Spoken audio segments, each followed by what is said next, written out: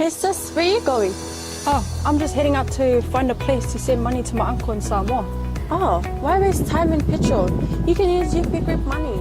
You can send money to Samoa and it's really fast. Really? Yeah. Can I sign up online? Yeah, it's really simple. Sweet, I'll do it now. Okay, bye. Bye. Sending money to your loved ones in Samoa has never been easier with the UP Group Money Transfer. Our service allows you to transfer money quickly and securely from the comfort of your home or anywhere in New Zealand. Your family and friends can conveniently pick up the money from over 40 villages across the Polo and 𝚟𝚑𝚍. No matter where they are, we've got you covered. Our user-friendly online platform makes sending money a breeze. Just visit www.upgroupmoney.com. Sign up and start sending money in minutes. We're here to help. If you have any questions or need assistance with signing up or sending money, please don't hesitate to contact our friendly support team at 09558 2896 or 0800 877 328, or visit us in the office at 6/22 Station Road, Otahuhu, Auckland 1062. Experience the ease and reliability of UP Group Money Transfer today. Your family and friends in Samoa are just a few clicks away from receiving your support. Visit www.upgroupmoney.com now to get started. Hey, is it true that your company can help us save money for our trip to Samoa? Yes, that's right. With UP Group Money's partnership with Vodafone Samoa 𝚘𝚘𝚢𝚘, you can save money while you're still in New Zealand. You'll need to register with UP Group Money to receive a Vodafone SIM. Once you have your Vodafone Samoa SIM, you can start sending money to yourself through your UP Group Money account to your 𝚘𝚘𝚢𝚘 account. You can only withdraw your savings when you're in Samoa.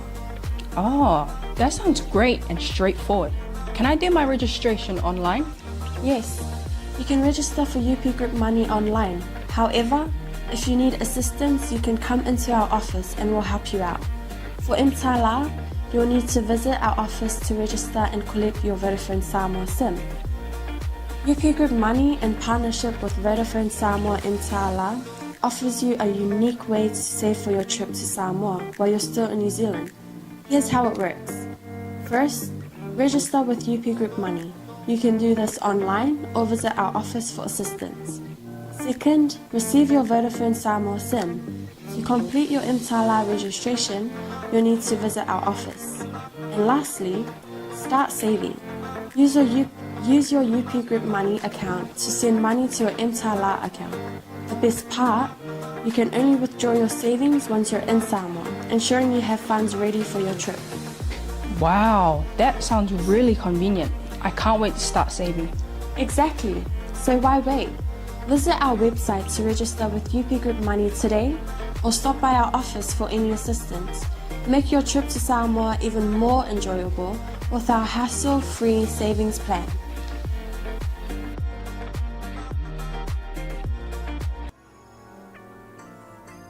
Ja, die hele tour nee toe lao de defi. Ja, toe patalo patu. Ja, ila u paso sa mo nee toe la. Eso ia malole se dia. Ja, malopoi ja po nee toe la. Eso ele manatu male tentonu ia lewo tatu pasia le nga tonu nee aso. Ja, ele manatu male tentonu ia olo o tutusa pe tatou umaiala le tausinga ma le puipuinga lo tatou tapau i le langi le to e whatarofa tuai ia i lau whasosonga Samoa ia i nei tū lao le aso ia maloso i fumanuia ma lo le langi ma ia e to e fia whatarofa tu fo i le au whainga ruenga pa ia le tua o whapena o na nofo tatalo pea ia uase manuia ia o alo matama whanau o Samoa ia i le ngata i tono nei atunu o lo tatou nofo mau mawai Aotearoa ia whapea tunu mau, ia whaatai, whamalo talo, ia i le au whainga runga pa ia le tua, to e fia whaatalo whatu fo e tino ke riso, le au pa ia o le au pele, le au whatu tua uma, uso me tu whawhine i le li, ia i le nei tu lao. Le aso ia le ngata fo i lea uo, ma paanga, ma inga, ma i la tau o lo fia pea, ia e tuli mata ia pea ma muli ia i polo kalame whaasolo anei fo ia o nanga, ia mani nei fo ia la leo ma nei ala ata, ia whaatalo whatua ila manianga whaaloalo nei tū lao le aso malo soi fu manuia malo langi ma ia ai le I la loa le tātou polokarami nei tū lao ia e toi mamoli atu ia le whamalo ia tātou sponsors malava ia nau o tō silafia o nae apia tū lava I lungo tātou screen ia tātou sponsors ia I aso taitasi company taitasi fo ia alo matamali tama whanau a sio tātou atu pele o Samoa ia o lo whapea o na lango fo I nei ala leo ma nei ministry ia ua lava ia le tala ingo tala leo le malo le tua ele ngata I tono nei tunu ia whapea tunu mamao ia o lo whapena o na o atu e le leo o Global Kingdom TV channel ia e ala ia na Paul Kalame fola ia I le aso ma le aso o lo whapena o na ngai mai iai ia le pa ia o le awhainga luenga pa ia le atua ia e lango sua foi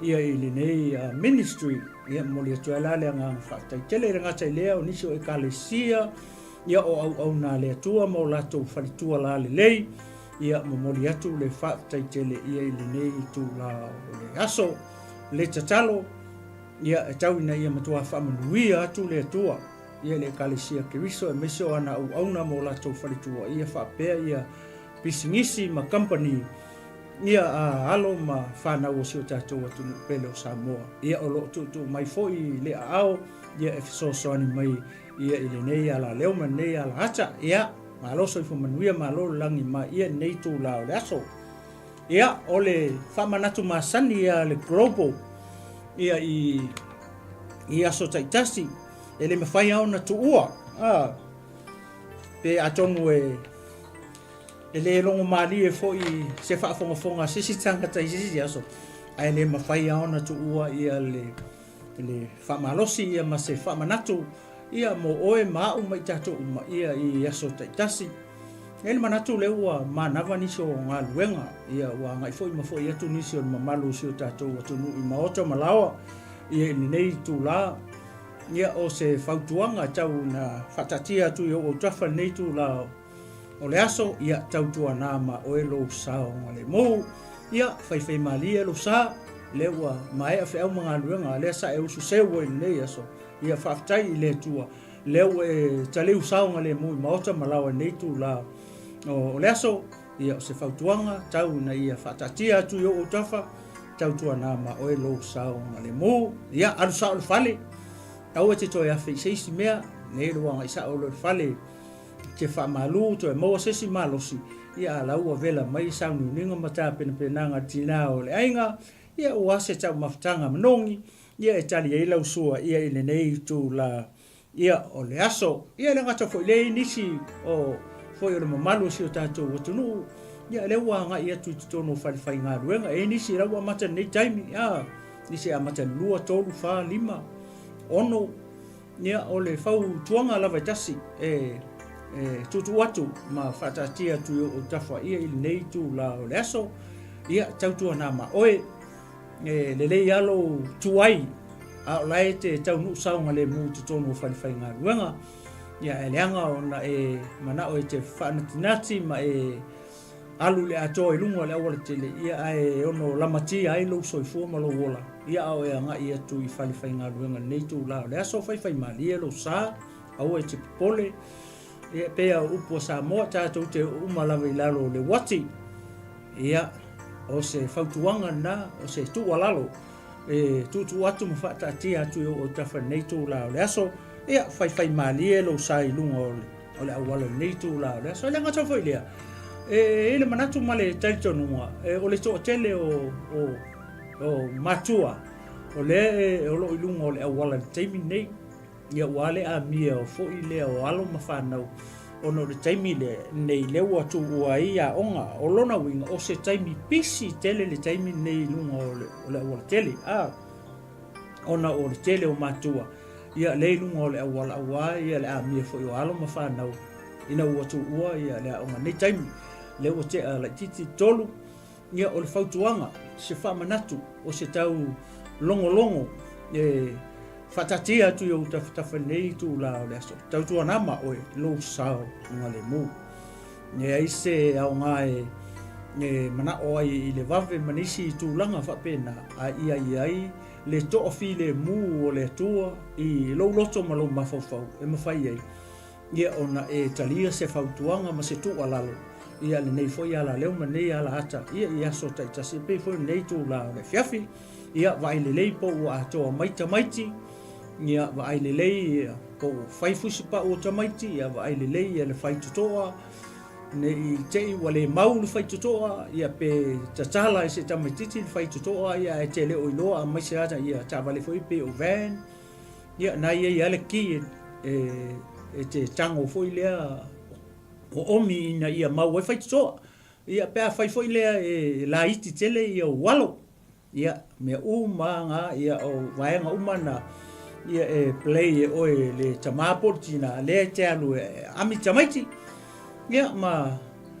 ia le lei foi lau sila I lungo le ala te solo muni mai tūlanga whapena I ka paka ma mea whapena ia fai male poto fai male tutoa ia le file mua le tua I luloto aua le whaanatinati ia e fai le mu ina ia maua le saunga le mu ia tau mu manu ia mau tau malawa ia au lai saunga le mu oe saunga le mu o walo ia I le fo ia tu I ainga ia I le neitu la o le fiafi ia o se toe whamanatu lea ia I le tatou ainga ia I le neitu la o le fiafi ia au le tatou mata upu wa masani nei pe ona ia fiafi tasi o le manai leo le Manava o Galuega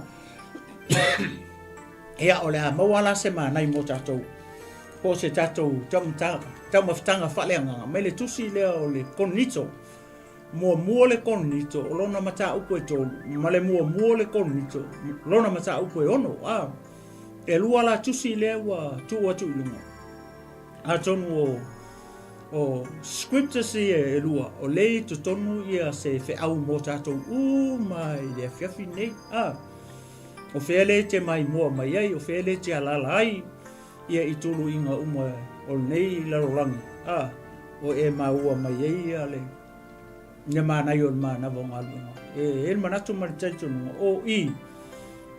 o tusi ia leo lo iei se fe au leo iei se whamanatu o lo iei se taulongolongo o lo iei ni upu e lapata ai ia lo soifua ia ma sofo iola ia a o tatou ia I le nei au ngā tupulanga ia a o tatou ia I le tino nei a o ia I tatou le ola mai le tua o lona winga e tāua tele mo oe tāua mo au tāua mo le au keusiano tāua mo le au whatuatua le tino kewi so le au pa ia ma le au pele le afiafini ia scriptures ia e lua lela u whaitau atua na o le wha veses ia la u whaitau atua ia o whaiupu ia e wha ia e manatu ia le manai o Manava o Galuega o lo ia se tau mawhitanga whaleanganga mo tatou nei fiafi ia le tua e te maua lai le mua le konito lona mata upu e tolu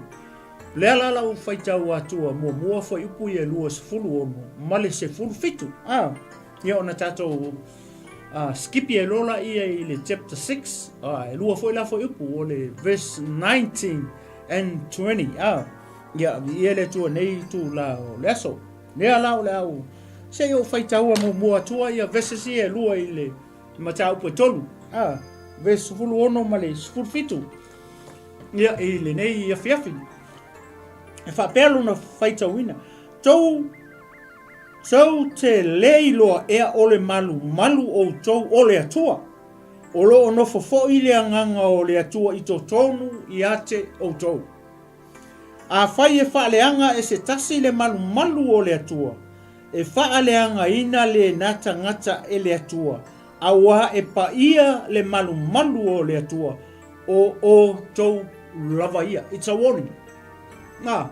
le tau tala ia verses ia lua it's a warning for all of us po le remind mai tatou I verses ia lua ne fai mai pe yo se fisili ai va I o fisili tau te lei loa ea o e le te mai moa mai le fiafine o e loa ma u foi le faso atu wo loa malo ua e iloa o lo tino o le malu o le tua.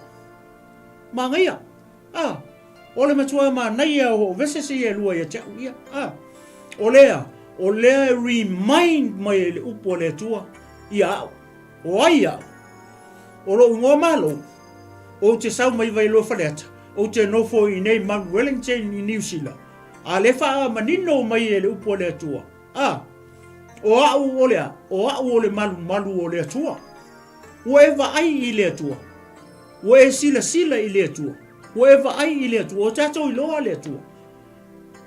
Ia le ngā, se whai tau atu la isi fo upo i e lua, le chapter 6, a le wha vese se iau te fia wha soa tua i le fia fini, a le upo leo te fia au mai, e fia wha ma mawha i, a lau wha ma losi, ia, i le afiafi nei, mo oe le te mai mo au mo tato, le au keu siano, le au wha tua, le tino keriso, le au pele, le au paia, le ekalesia keriso, o uso matua whawhine i le ali, leo o whamanatso mai le whiawhine, whai leo e whalongolongo mai, ma e mai moa mai, ma e sila mai, ma e tanga i mai le whiawhine, leo o whisosoani atu, i le upu lea, a le atua mo oe mo au mo tato, ma e le se upu whapea o sau whorafuraku mo o kou, no, o le upu mo au, ia au ngā mua le tangata le tautala atu, ia malama mua le tangata le tautala atu, po o ai au whasoa atu la, matufa atu le upu le atua. Mangaia ia e mua malama malo, o le mangaia ia e mua malama, ia ou langona ina le upu le atua, o na o whasoa ina atua i le ate oi, o mangaia ia, aisia, leanga leo mua kango ko ia utotonu. Ele whapea o sau le whiawhine o kango o sau e ka ua kuia. Oe, uso, tu whawhine. Oe o le malu o le atua. Tau te le iloa oe o le malu o le atua. Le ai. E ki kilo e whainga o le whiwsili. E plural. O lai ngume la kele. Tau te le iloa ea. O lona winga, o le tau tala ia, o ele te mai mo mai, o le tau tala ia te au leo te whasoi, kako uma. E le whapela o sau le whiawhine, e tau atu le upo le atua, e whamanatu atu le upo le atua ia oe, au sora ai, le ai, o kako uma. O le whamanatu mai ei, o tatou, o le malu o le atua, o kako kingo, our bodies. Don't you know that your body is the temple of God. It's the temple of the Holy Spirit. O le ale me, o le ase fe au au mai ei. Pe a fai leo fai mai, sorry. Malo. E te lei loa e o lo tino o le malu o le atua. O le malu o le anganga pa ia. O le mea fia o le anganga o le atua. O le ala le mea o le a o fai i lo tino. Pe a fai o le fai mai o lo tino. Ia o iloa o lo tino. O le malu o le atua. O le mea fia o le atua i tutonu. Pau a le o le mea e ofi e le atua i tutonu. Ngā o ele ki mai mua mai. Mara kaka le kaukala. Kaka le whaso atu. Ai o le fale nei. E le ofi e le atua i tutonu. Le fale lea. Leanga o le fale lea fai e lima o tangata. A le fale lea kaukala. E fai a o se tangata se kulou le fiafingi. O inga fai a. O aunga fai e le atua. So, o le atua la. E ofi ko kongua. Le fale lea o ke leke sisina mai lo ke ngofa kui kong. Nga fai e tangata fale lea. A le famele fiango pa ia le atua. O ke le ofi kongo fale fai e lima o tangata. Le fale le manu le nga mga o ka vika nga ke fai a. Famai ai le atua nga uan wakul perfecta. Tau i le atua. O mga o ka vika fai se manu. La le upu la le tala le atua nga fai mai. I le perfecta ana tanu. O le langi o lo ngofo ali. O le lalo langi le mea le ko ke ngofo ali ka vika. Ma o kouli le ko ke whalongolongo mai ma o le ko ke le lalo langi fa mai le atua. O le lalo langi. O le me tu o ia ao o le atua. O longo winga. O le mea le tau te hawhi o ima o ngofo i makako i ei le lalo langi. O le mako a whakau waa Ai sea langa le ku ai lunga vai se tu lo o le tu o longa winga se kamai mi ngoi ar kamai mai vai o le tua uma ka ko se kamai mi ngoi ar se tamai mai vai o le tua se tu lo ia ka fiki lo malau langi pe malepe lau langi pe nguki lau pe nguk ko nguki li lau ai sea nanga lai fa mai o me tu ia ao le tua o le langi o no foni a o le lalo langi leo mana o ia ta vita fai se malu o le tua ia lawa wal watu perfecta ai fa mai le tua alu fai la o mo ta vita o manga o ka vika fai se malu o le tua manga ia manga o mo ta vita pat ele o fina ngalo le na o le tua manga ia manga o ka vika o le tangata foi le e loto atu i le tua alonga fala vela e le mafoanga fa mai le tua e ke le fai se malu o le langi o lo fio anga la langi menga ke ngo foi ka viko menga ku o vai mai ke le fai se malu mo o lenga o wa koko lima o sesi o lo fanga o ke fai le malu ale o fa longo i le fia fini i le chapter le ko lu foi ko surongo man sufiku le se mo ka fai ka le ono chapter 6 le fa mai fa mangaku mai tau te le ilo e o to tino o le malu o le tua o to umale ko ke mai mo mai le fefingi le au fa tua ma le au ke usiano uso ma tu va fine ile ali ia e faifo o ia e faifo foi malo ia te ia la ai se le nga le o fa manatu mai malo e te leilo ea o lo tino o le malu o le tua o le mea fio ai le tua ai sea le anga e ofi ai la le tua i totonu wa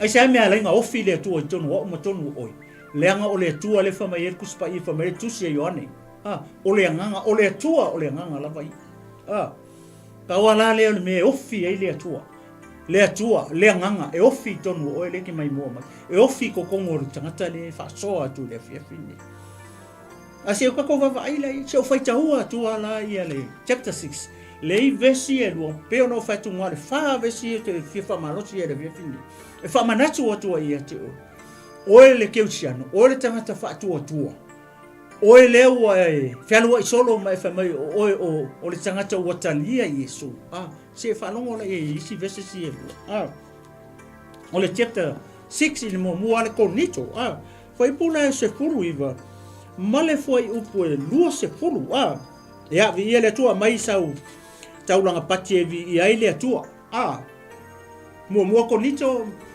o chapter 6 verse la 19 and 20 nela foi tau tua ia foi upo e lua so luiva male lua se pulu to te leilo e o lo to tino o le manu lea o le anganga pa ia ua i to tonu i ate o tou e wharongo rei. O tātou tino o lea. O le malu o le anganga pa ia. Whamai e ai o ane. Mua le ane o mata upo e wha. Verse 8 and 16 e whai. Whamai i. O lea tau te lei loa ea. O lo o tau tino o le malu lea o le anganga pa ia.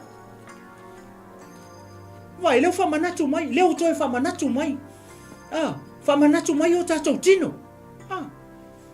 Leo whamanatu mai o tātou tino. O lo kingo o le malu o le anganga pa ia. O lo tino o le malu o le tua. Leo whamanatu mai le fiafi ne ia. O e keu siano. Ia e loa o lo tino. O le malu o le tua. O lo tino. O le malu o le anganga pa ia.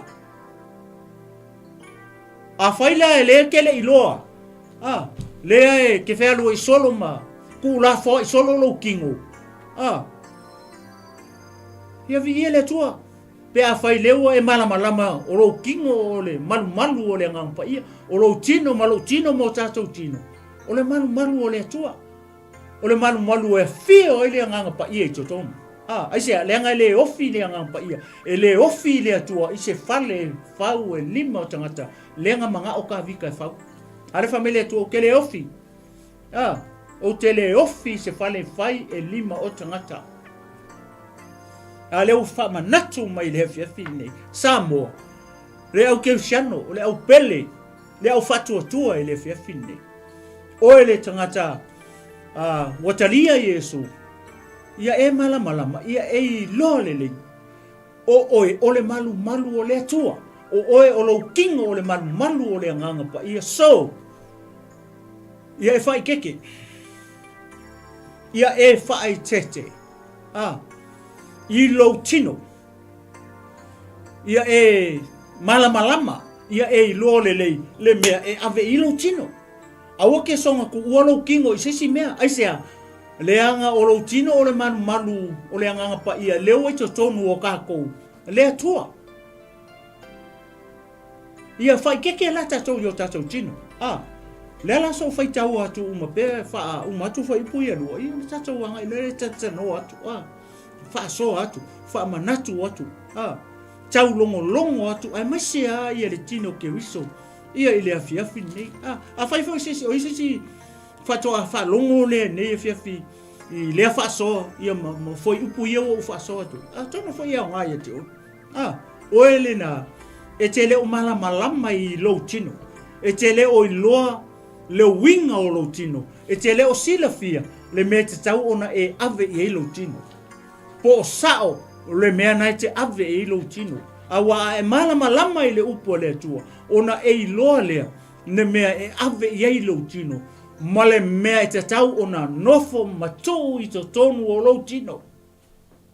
Lea lau e whalongo I le whewhini. Le whamai, o le malu. O tātou tino o le malu. A le whamai a kikilo I le maka. Tau te lei loa ea. Don't you know that your body is the temple of God. It's the temple of the Holy Spirit. Wa e loa. O lou tino o le malu o le tua. Wa e loa o lo tino o le malu o le anganga pa ia. Wa o loa o lo tino o le malu o le toa. Thank you for the word of God.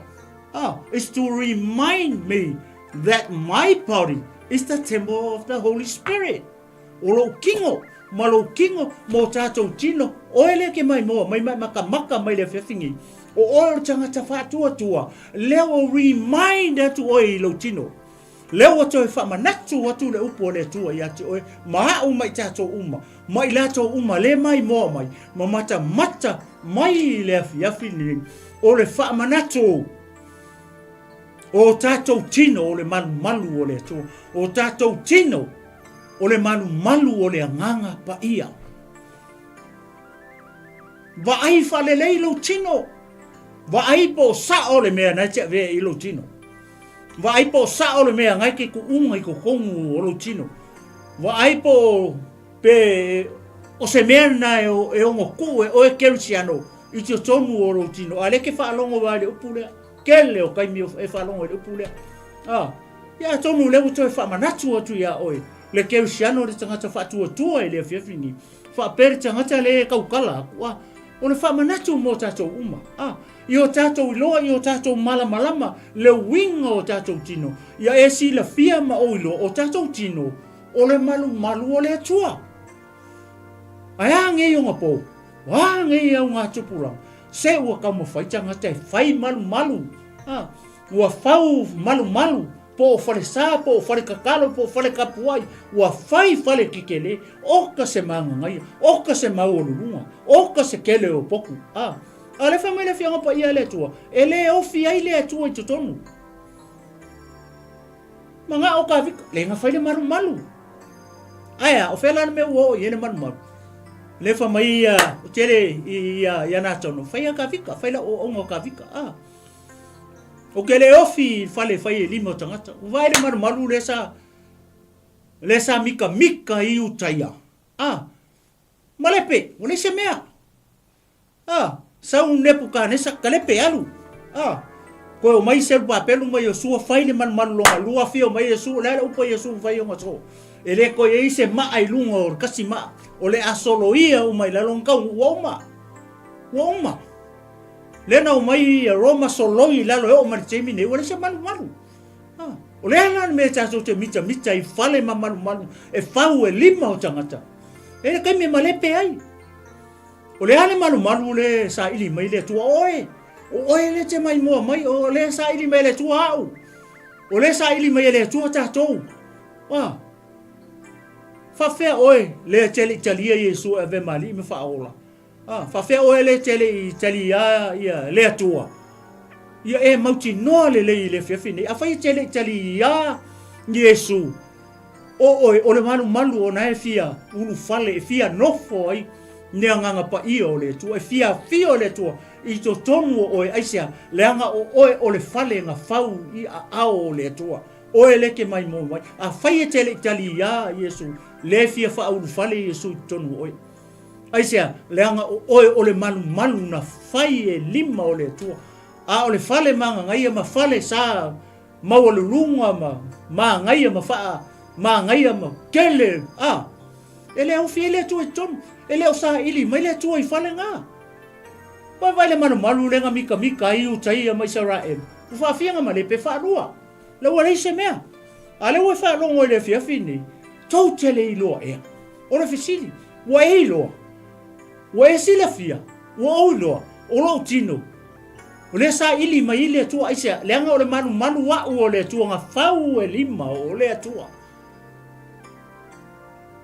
O le ase aka wa ia le tonu i. E sila fia le tua nga o ia e ofi e kokongu. Ne malu lea. Le tangata le kaukala ku. Whapenga foi oe le ke mai moa mere vefi. Nga oe ma whai nga ofi e le tua i tonu. Aisea. Nanga o le tua o le nganga pengo whamai o ane. O le tua o le nganga. O avaia. Le ala whai tau atua isua ipo ia lua. Nga mai sau popo, mai sai e tauranga pati e vi i le tua nei fia. Praise the Lord. Whalonga whala i vesesi e suru iwa. Ma le lua se furu whamai. I le tua. Tau te leiloa ea. O lo o tau tino o le malu lea o le nganga pa ia. Ua i tau tonu i ate o tau. O loo i ate o tau mai le tua. Vai. Lo e kongu le ngang pa ia. Tau whemea mai le, fio mai le ngang pa ia, mai le tua. Aisea, nanga o le tua, o le ngang ala pa ia. Le tua tama, le tua le alo, le tua le ngang pa ia. O ila. Le whamanatu mai le fiafingi. Samoa. Le au fato tua. Maritino ke riso le fiafingi. Le o koe whamangaku mai le upo le tua. Ia e mana tua. O lo kingo, ma lo tino, ma o tatou tino, o le malu. O le malu mongi lea o le tua. Aisea, langa e ofi ai le tua i tutonu. Aisea, lainga ofi le tua i tutonu o e maa mai tatou. Leanga o le tua, o le anganga, lava ia. Le whamai e i. Vi ia le tua nei fiafi, praise the Lord. Amen, glory, hallelujah. Whalongo whala oi e, Whamai elea ia foi o tou, i ate o tou. See? Orfesi, ai se awa le toea ia i oe, i ate oe. Ai se awa le toea ia i au i ate au. Ai se awa le koea ia i au i le manu, i lo tino. Ai se alme o le koe pule ai, o le koea ia i, whalongo. E le mafuanga. Ke le koe pule ia oe. E te le toi pule, o te le toi pule, o te le toi pule lo tino. O le fesili, ai se a whalongo. Langa o le tali e foi. Whamai. Awa ua whakatauina o tau i le tau. That's why. That's the reason. E le koe ai ai oe, lalo winga o leo. Ke le koe pule ia oe. O ke le koe pule e tau. Ai se a, leanga ua umanga whaakau i ka ua. Ua umanga whaatau i ta ua. O lalo winga o le mea. O leo ua fau, a leo toi whaatau. Na fau e le tua, na fai e le tua o e mau kako o malu. Malu o le nganga pa ia. A leo whamai i, ko ke le koe ia ala ia o kou. O te le toi ia fo ia u ia te au aise ha. Neanga umanga whakawinga, o umanga whakawinga oi. O longa winga, o tā ua, o malu ngā whau e le tua, ngā leiloa. Ngā umanga whau e le tua, leiloa whea. Ngā leiloa oe le ngasala, ngā leiloa au le ngasala. Vai a tama eva. Ngā whai e le tua, ala me le ngā oi e. Ngā leiloa, they are lost. I whea, i le ngasala, e whape ngā uma oe le te mai moa. ma le tangata le whaasoa atu le fiafini. O kaha ua o manu leiloloa. Aisea, o ngau leanga sala tatou rua I matua, leanga ko whaasolo mai leanga sala. Se ia o mai le fiafini, se ia o mai le taimini, o mai ia, o mai ia. A le wai whaalongo iai le fiafini. Nau whai mai, ke le koe ia oi. O te le to ia te au. Aisea, leanga ua ona whaatawina I tā ua I le tau. Vi ele tua nei fiafini. Whalongo la iei. Ke o tātou whaasosoro tu pei laro fo I pule. A mai sau tauranga pati vi ele tua I lana upu le fiafini nei. Vi ele tua. Praise the Lord. Fa mai lola ia. A wā ua whaatawina o tau I le tau. O le nei ia o tau vivi I atu I le atua I o tau tino. Ma o tau wanganga o mea ale atua. O le ale tau lena whaatawina ai oi. O le ale tau lena toi whaatawina ai ia o le manu. Le manu lei loa. I am a last temple. Whenga o lei loa. Inga o lei loa le sala. Ina uanga sala le ulua I tangata. O le o ele vi inga mai le atua. Le alanga na bea umai aka kou. O tātou o manu lei loa. Ai whaatai I le atua. Na tafa le tō wha le atua le langi. Liu tino tangata e ala I lona alo. Pele o Yesu Keriso. Lea na fio ifo. Ea e tā pena le tauranga. Ina ia mangalo oe mangalo au mangalo I tātou. Wha mamaina I tātou. I le toto la. O le koko lo kau. Wa I le tau oe maa umai tātou. Le tau o le koko pa ia. O le toto e leisonga ila. E leisonga ngumi, e leisonga ponga. O le toto mama, o le toto pa ia, o le toto tā ua.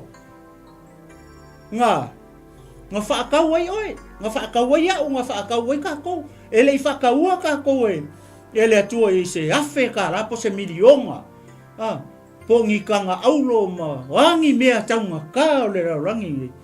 E le whaakusa inga I lo kau. E le lava I lo kau. E le lava lo kau ingi mea o le rangi ne. Le ale mea le na whaatawina ai oe maa umai tātou. O le toto pa ia o lo tātou ali I o Yesu Keriso. Le alo pele e tō tasi o le atua. Le atua le na whamai e o ane. Lona fo ipo se fulu ma le wha. Ua liu tino tangata le upu. Ua liu tino tangata le atua. Le alau e whaalongo I. Whamai ia. Ke le koe ia oi. O te le to ia te au. Aisea, au wā ua whaatawina o tau I le tau. Ua whakawinga o kou. Ua whaatawina o ele te mai moa. Mai ua whakawinga ngaka le whasoa. Ua whaatawina I tātou umale I tutongo le tino Keriso. Le au pa ia o le au pele o le au whatuatua. And all the followers of Jesus Christ. Ea, ua uma whakau kako. O le ale tau, o le toto pa ia o le tātou ali I o Yesu Keriso. E makau kia le tau o e mau mai tātou.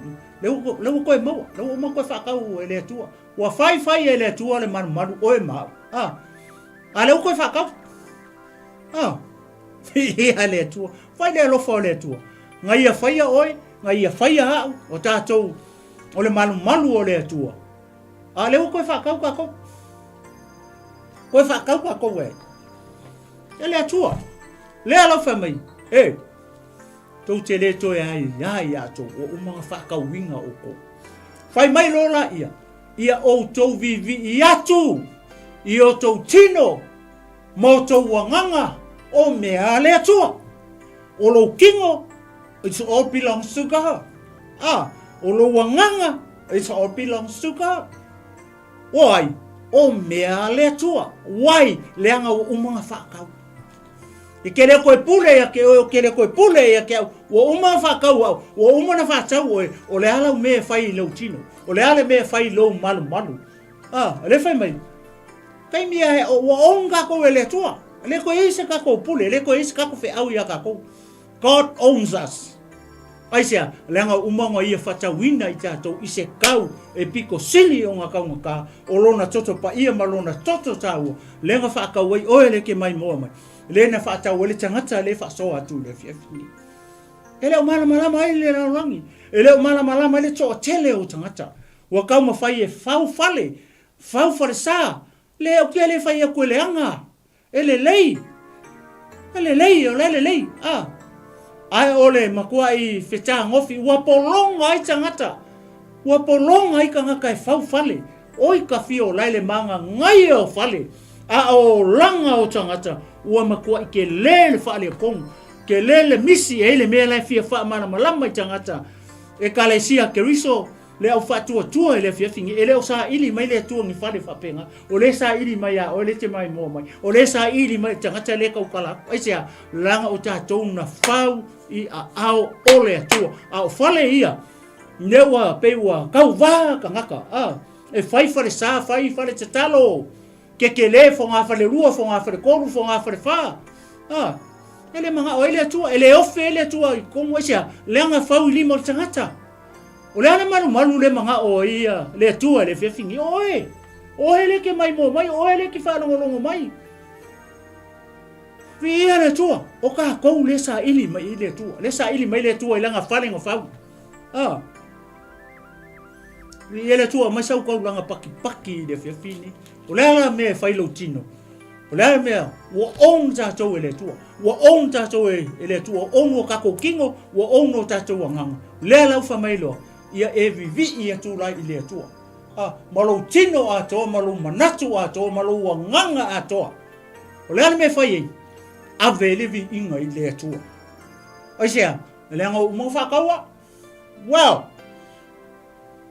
wa onga o le tua ele la sisi me o te fai pa wale me o fa longo I lo onga oi o le tua la me fishingala o le tua la me fekalai mai le tua ya o ma o fai ai sia lenga o on tato le tua o uma fa kau I tato I lona toto pa ia vi ele tua nei fe ka ko mai luma I le chapter ko lu le foi pule su ono male su fitu I nei fe ya malole on sai mai se popo mai se pati vi ele tua nei fe ya tato to mai I le vesle a suru ongo male su fitu fa mai tau te leilo ea it's a question kukusa le leia mal foi posuru iva lei luma le mata upo e ono lengo o kalangoa ko lengo fai tau atu munumuni ka ko mai le kike ko ile le chapter ko le foi pule suru le fai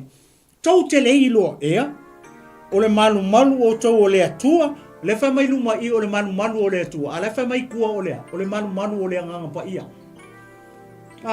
vi le tua pa mai no la ia olo no foi le nganga o le atua I totonu I ate o to ala fa mai le chapter 6 o le malu to te leilo e o to tino o le malu o le nganga pa ia ala fa mai olo no foi le nganga o le atua I totonu I ate o to olo no foi le nganga o le atua I totonu o to asia le anga o to o tatou o le malu o le atua o le malu o le nganga pa ia e sila fia ma o loa lewa to e fa manatu mai le upo le atua le fia finingi hey o le nganga o le atua nga ngofo ko ngoi o le nganga o le atua le ngofo ko ngwa o le nganga o le atua ngofo tia e ngofo I tonu o le tangata fa atua e nofo I tonu o le tangata o ia talia Yesu e ave mali ma fa ola o le taimi ai ke kali ai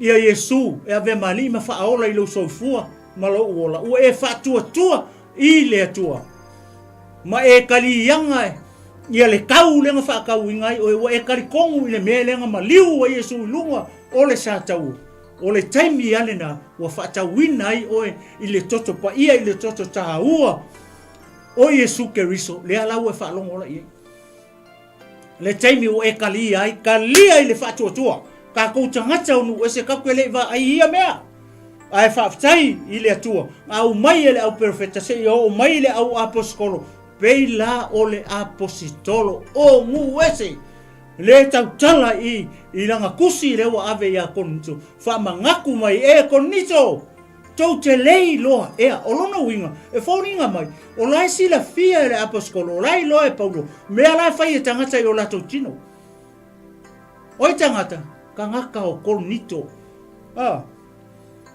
ia o kele tangata e whapea ua ngofo ma whaaleanga le malu le tua whalongo e whiawhi nei le lau wha umatu o ngor kako kaimi vi ia le tua ma ngaia kele le upo le tua nei e whiawhi mo kako uma o e le te whalongo longo mai e mana ka ngaka le kaukalaku le whiawhi nei whai mai do tongu ia te utu whai e whaaleanga si whai e whaaleanga se tasi le malu o le tua e whaaleanga ina le ngata i le tua awa e pa ia le malu o le atua o tau lava ia. A whai e whaaleanga e oe le te mai mua mai lau tino le malu o le atua a whai e whaaleanga e le kaka le kaukaraku ro kingo o le malu o le atua o lona winga le whai mai le upo le atua le e whaaleanga ina la au e le atua e whaaleanga ina oe le atua aisea langa lewa e ngofo mu whaaleanga le malu o le atua o le mea fio i le atua i totonu o le mea fio i le nganga pa ia le nganga o le atua i totonu o e mai tato uma i le fiafi nei hey wake up look after your body look after yourself o le ala mea ngai whailo kingo ia ngai au e kani a whai tele o malama i le fiongo pa ia le atua leo e whalongolongo i le fiafi nei leo kerusiano ma le au whatuatua wa aipo le an mea ngai ke whaaleanga i le malu o le tua. Wa aipo le mea ngai ke ngofo whaaleanga i lau kingo. Wa vai wharesa. E maua lo ko inga ka makiki wa lako spray le wharesa o le mea o iei. Ale sala. Whakea maringu. Pe fasi a ko inga umai ma se soi fu o se si tulou. Aisea leanga o le malu. O le malu o le tua.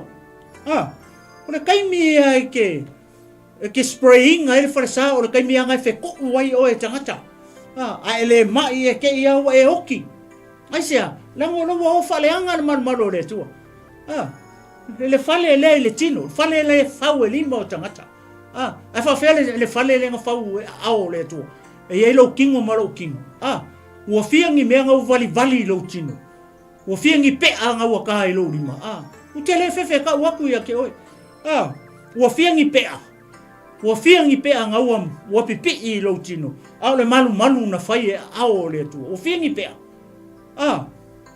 ia leo e whanongo e. Ngau e whaaleanga. Mai o lena te whaaleanga le malu o le tua. E whaaleanga le kankanga le kua. E le ngaka o whafo. Ai koe whaaleanga makong. E kewa ai i tangata. So le o i pu iso o kau mai mea pu iso. E o lau whaiva ua kui lau whaiva. Kui lau maka. Lean me leo whai sangata. Leo whaaleanga kingo. Ale whamai ir whai pūlea. Whamai a whaaleanga ina. Whamai. A whaaleanga e se tasi le malu o le atua. E whaaleanga ina le ngata e le atua. Awa e pa ia le malu o le atua o tau ia. O oe e pa ia. O oe le keusiano, o oe tangata whatuatua. O oe le tangata o e talia Iesu, o oe le kangaka pa ia. A oe ke ngofo ma koe whaaleanga oe, aisea, o le kaimia ke whaaleanga ai oe, whaaleanga oe le atua. Aisea, leanga e pa ia o tau. Leanga e pa ia le malu o le atua. O oe, mai kako leo e whaalongolongo mai le fiafi nei. Kau ona pa ia oe, tau ona pa ia, e tau ona pa ia i tātou. Lala kala le atua ia mose ia pa faile ngu ia pa ia o tau ua pa ia hau o Yehova lo o tau o tua Samoa le o ke siano ma le fatua tua le vefingi ne o whanongo i o se toe whaamanatu. Don't you know that our bodies, your body and my body is the temple of God. It's the temple of the Holy Spirit. Ua, o mga whakau. Kere koe pule ia oe, kere koe pule ia kia. Le whai mai, aua lai ke whaaleanga. Aua ke whaaleanga lo kingo. Aua te whaaleanga lo tino. Aua ke valivalia. Aua ka ingi pea, aua kau ingi, ni mau kau kalinga. e o i o lau maka, e o lau whaiva, e o i o lau nguku. Au e te whaaleanga. Au e te whaaleanga inga ko kongo le malu o le atua i mea leanga. Leanga sau mai te tonu mea leanga. Whamai Yesu, le wali fo ia, whamai le whawhanga o so pea ai. Whamai Yesu, le ai. E le o mea e sau, e luatu te tonu, i whafo te tonu e leanga rika haka. E sau mai whafo, e sau mai ko kongo. Mai ko kongo fia, e sau mai le loko. Le muli lua, o le makaiku o le ifo i kupua, le ngaoi, o le whao mea, se tangata e whetau, e sau mai kongo fia, e sau mai te tonu o le malu. E le angai oe, e le angai au. Mea la ia le fie wha maa mai te tonu, o oe maa o mai tato umu. Ia ele nei ia fiafi. Ia e mauti noa mai e loa, mo tato sila fia umma i le fiafini. O tato o malu pa ia o le atua, o le malu pa ia o le anganga pa ia. O le mea ea fio ai, le malu le sa ili mai ei, le atua, oe maa o mai tato umu. Ia i le fiafini. Au ala ki whale nga. Au ke whale nga lo tino. I whafo, mako kongu. Au ke waliwalia whafo, au ke ku ua mea i to tonu. Vai tu uipu i lo loto, o mai whafo. Sau mai ko kongu le loko me le anga. Au mea ia laku whafo e ko kongu. E toi fo i mai le mali uma. E le o i le loto. Vi ia le tua nei i fiafi. O le tato whamanusi le sa moa nei i fiafi. Anga leia tu le nganga pa ia o le tua nei fiafi. Fa ahatoa atu se mea o le mawhai o na o iei. Ia sau fa malosi nei fiafi. Anga leia mea nganga pa ia.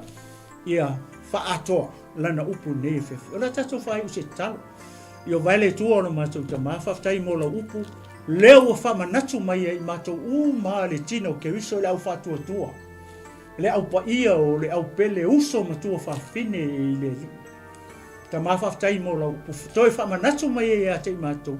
Le tā ua o matou tino. O le malu o la ua fio. Le mea fio ai oe. O le malu o matou tino. O le nofoanga e pa ia. Le anga e fio ai oe e le ngata i le ua uma o na e whatawina i matou. I le tau e sili o na tau ngata. O lou toto pa ia lea. Le toto e leise pona, leise ila, leise manu numi. O le toto tā ua. Le tau lea o i matou. Whaftai mo la upu ta mai nei fiapi. Alu atu male mana la vea ina se anganga malo malo. Ai sili o na wha malo sia ai le tino ke uso. Ina ia tasi le tino ke uso. Se upu se tala o tau tala e wale tau ta mali. I lau wha fonga ta mai le fiafini. Wha maa ngalo mai au o lau o. Ai fo atu mea umai lau o fio ina ia tele ma mau lunga so vi inga ne fiaf. Ia i lo suafa pa ia. Lo suafa mamalu. E mau lunga e lau tele. E lo loto. Le suafa o tumu i le alofa. Mole alofa muti wala. Le suafa leo o matoli o Yesu Keriso. Ua o tatalo ma wala au o tuaina.